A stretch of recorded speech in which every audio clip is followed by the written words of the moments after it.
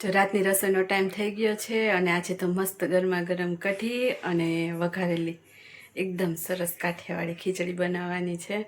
તો જો અહીંયા કઢી વઘારી દીધી છે અને ખીચડી પલાળી દીધી. અને ભાત અને ખીચડી તમારે કરવાના હોય ને એની પહેલાં 15-20 મિનિટ કે અડધો કલાક પલાળીને રાખો ને તો એકદમ સરસ બને છે. તો જો હું તો હંમેશા જ્યારે ભાત કે ખીચડી કરવાની હોય ને ત્યારે થોડીક વાર પહેલાં પલાળી જ દઉં. ખીચડી પલળી જાય ને ત્યાં સુધીમાં હવે આપણે લસણ, ડુંગળી, મરચું અને એ બધો મસાલો સુધારી લઈએ અને પછી વઘારી નાખીએ ખીચડી. અને ગરમા ગરમ ખીચડી ને કઢી કોને ભાવે મિત્રો? અમારા ઘરમાં તો બધાને બહુ જ ભાવે છે. જો અહીંયા બને છે કઢી, હજી તો ઉકળે છે.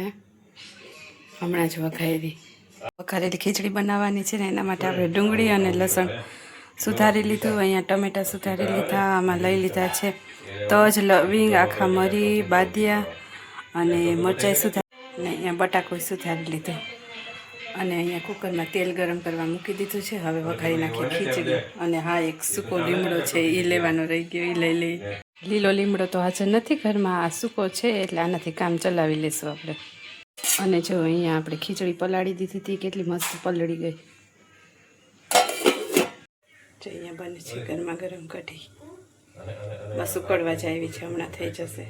જો ખીચડી વઘારવાની છે એના માટે આપણે તેલ ગરમ કરવા મૂકી દીધું છે. અને જો સૌથી પહેલાં આપણે નાખી દઈશું રાઈ.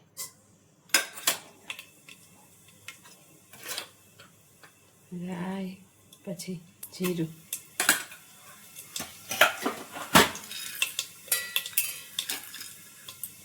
અને આ બધા મસાલા લીધા હતા.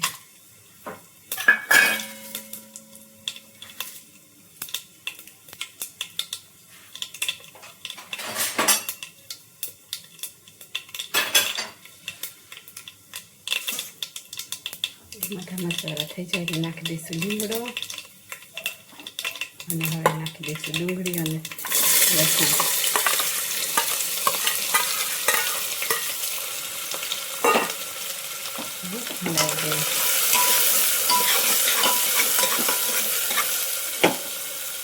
હવે આને થોડીક વાર ડુંગળીને સાંતળવા દઈશું. હવે જો થોડીક વાર ડુંગળી સંતળાઈ ગઈ, આપણી થોડીક ગુલાબી રંગની થઈ ગઈ. હવે આપણે નાખી દઈએ એની અંદર લીલા મરચાં અને બટાકા.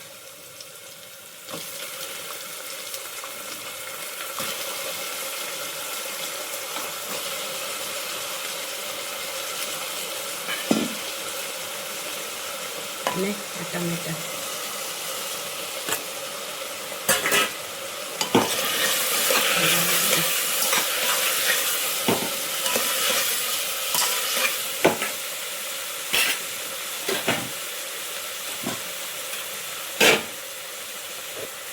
હવે એમાં નાખી દઈએ આપણે સ્વાદ પ્રમાણે નમક. જેવું ખારું ખાતા હોય એ પ્રમાણે. હળદર, પછી 1 ચમચી ધાણા જીરું પાવડર.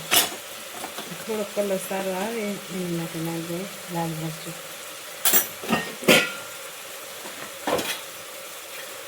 અને હલાવી દઈએ.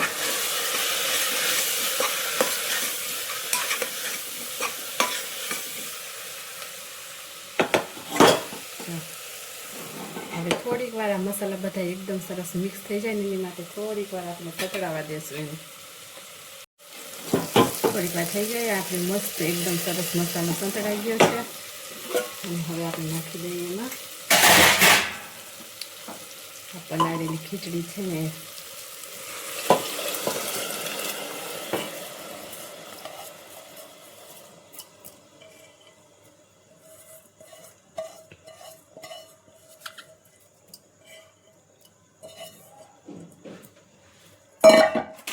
અને હવે કરી લઈએ મિક્સ.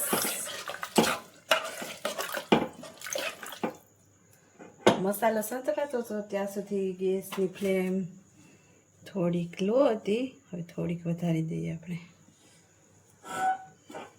અને પછી જરૂર મુજબ પાણી નાખી દઈએ, હજુ પાણીની જરૂર પડશે.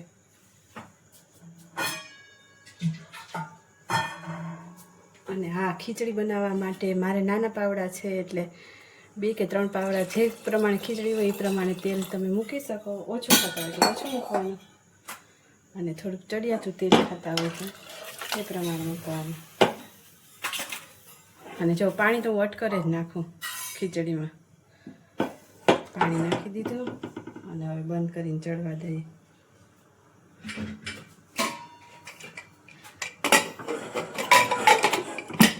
હમણાં 2-3 સીટીમાં આપણી ખીચડી થઈ જશે તૈયાર. તો જો ખીચડી વઘારી દીધી અને અહીંયા બની ગઈ છે કઢી. હવે બનાવી લઈએ રોટલી. ખીચડી વઘારી લીધી, કઢી બની ગઈ. હવે રોટલી કરવાની છે તો રોટલી બનાવી લઈએ અને પછી બેસી જઈએ જમવા. અને અહીંયા જો આ બાપ દીકરી 2 જણા ફોન લઈને બેઠા.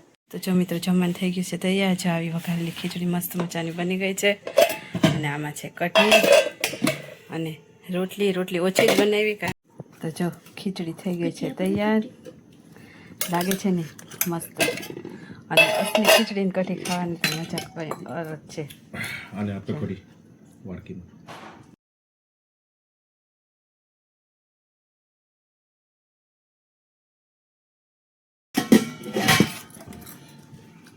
ચાલો ખીચડીની કઢી ખાવા. તો હાલો હવે જો જમવાનું થઈ ગયું છે તૈયાર અને જમી લઈએ. અને દિનેશને તો જો જોરદારની ભૂખ લાગી અને વિદિશાબેનને અમારી કઢી ખીચડી બહુ જ ભાવે એટલે એ બંને તો જો બેસી ગયા છે.